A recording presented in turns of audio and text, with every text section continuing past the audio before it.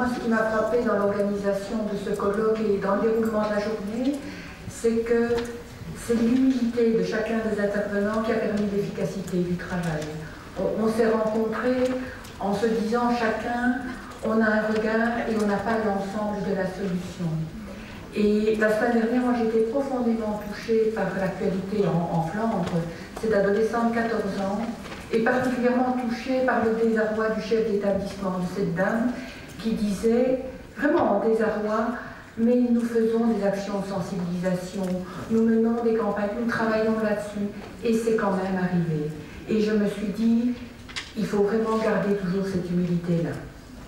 Merci Thérèse. Honneur aux dames, donc maintenant Nathalie, un petit mot.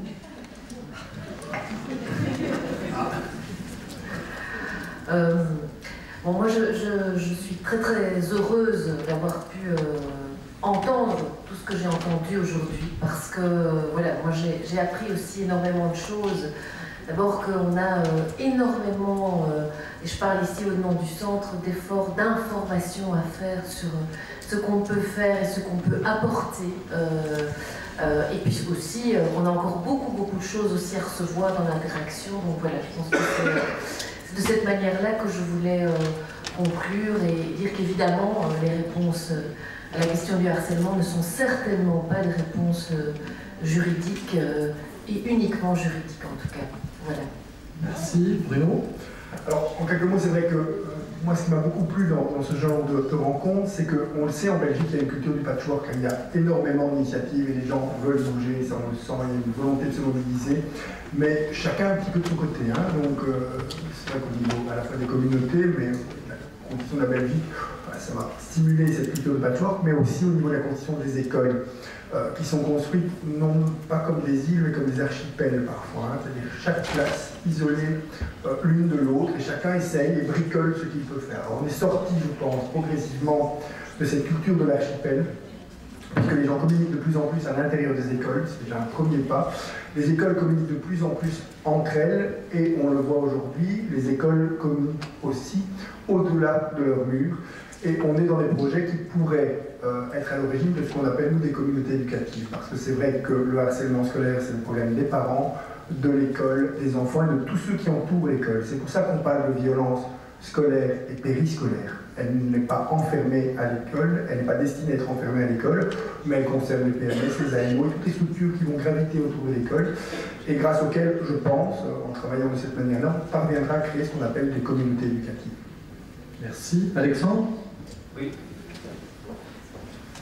Voilà, alors moi je voulais revenir au travers de l'expérience justement de ce temps d'atelier l'après-midi, où ce qui moi m'a vraiment frappé, c'est que dans un cadre donné, ici c'est le cadre de l'intervision qu'on a utilisé, à quel point en un temps relativement court, il est possible de mobiliser des ressources importantes en termes d'intervention, en mettant autour de la table une série de partenaires, différents intervenants, avec une ouverture vraiment importante, et là de construire ensemble des pistes d'intervention, sachant que d'une situation à l'autre, on n'a pas de recette miracle, mais une diversité de pistes.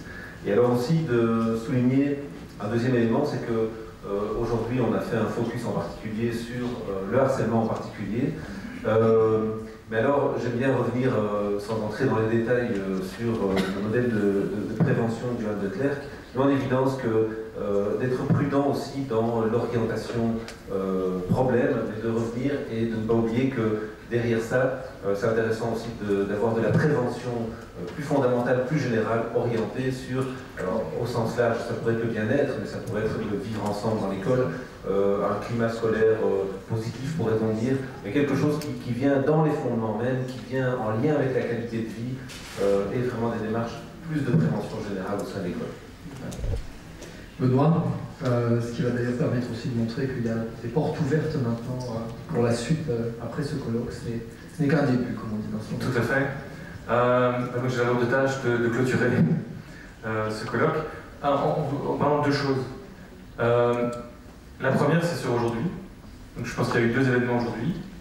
La première, c'est qu'on a fait un colloque sur le harcèlement. À ma connaissance, ça n'avait jamais été fait en Fédération de Bruxelles. Et qu'il y a autant de monde. Sans vous parler des médias qui nous ont assaillis toute la journée, qui nous ont harcelés.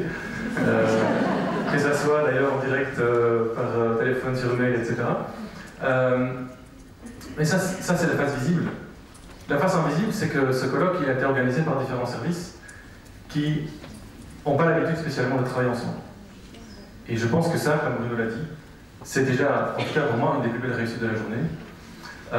Et sincèrement, j'ai une chance extraordinaire, je considère extrêmement chanceux, de pouvoir travailler avec tous ces gens, parce que ça a été vraiment un plaisir de se rencontrer, de bosser ensemble. C'est vraiment un groupe qui a pris, et chacun a pris sa part du boulot. Donc, tous les gens que vous avez vus aujourd'hui, que ce soit dans les ateliers, à l'accueil, ici devant, c'est tous des gens qui se sont impliqués dans l'organisation de la journée. C'est pas juste des gens qui se sont dit « Ah, chouette, on va pouvoir se montrer, et je viens juste pour faire mon show devant tout le monde ».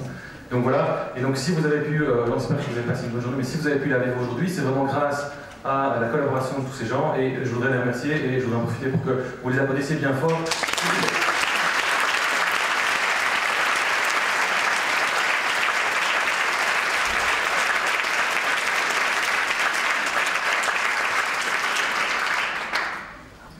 Voilà, alors vous avez deux choses. La deuxième chose, c'est le futur.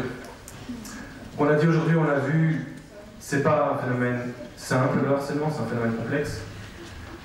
Thérèse nous a rappelé l'importance de l'humilité par rapport à ça. Il n'y a personne qui a les bonnes recettes, il n'y a personne qui a les bonnes solutions clés sur porte. On a vu que c'était dans les ateliers que c'est difficile d'intervenir, que ça posait des questions, et que certainement, les enseignants, les directions, elles ont besoin d'être accompagnées, elles ont besoin d'être outillées. Et en même temps, moi je me suis promené dans les différents ateliers et j'ai été vraiment positivement surpris par la diversité et la richesse des outils, dans les différents stands aussi, des compétences qu'il y avait et des idées. Donc je pense qu'on a là des ressources formidables.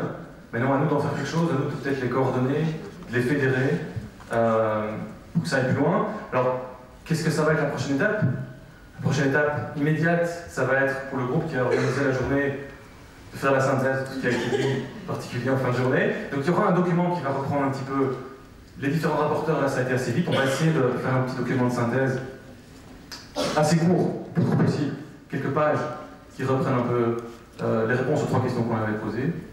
Et puis, il y a la suite.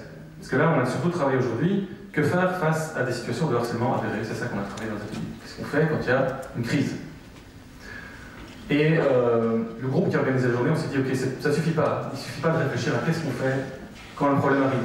Il y a tout l'enjeu de la prévention. Et donc, voilà, on vous invite maintenant officiellement, ceux que ça intéresse, à travailler sur la prévention. Donc nous, on s'est planifié ça comme travail. On va faire des groupes de travail thématiques autour de la question de la prévention.